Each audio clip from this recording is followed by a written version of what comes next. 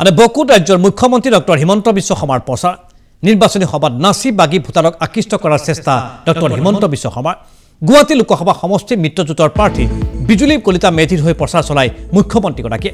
ভাষণত কংগ্ৰেছক কটাক্ষ কৰিলে মুখ্যমন্ত্ৰী ডক্টৰ শৰ্মাই বিজেপিয়ে লুঙি ধুতিৰ বিপৰীতে বেংক একাউণ্টত আঁচনিৰ জৰিয়তে টকা দিয়ে বুলি কয় মুখ্যমন্ত্ৰী ডক্টৰ হিমন্ত বিশ্ব শৰ্মাই লগতে ৰেচন কাৰ্ড থকা প্ৰতিঘৰ লোকে অৰুণোদয় আঁচনিৰ সুবিধা লাভ কৰিব বুলি প্ৰতিশ্ৰুতি প্ৰদান কৰিলে ৰাজ্যৰ মুখ্যমন্ত্ৰীগৰাকীয়ে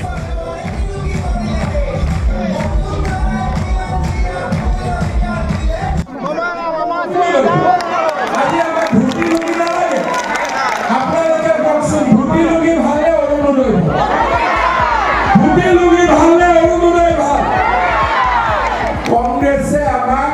ভুটি লুঙি দিলে মোদী আমাক কি দিলে বিনা পইচার চাউল দিলে ঘৰত আজি আমাক মোদীয়ে কি দিলে যে ৰেচন কাৰ্ডখন লৈ গ'লে আমি 5 কেজি চাউল পাম।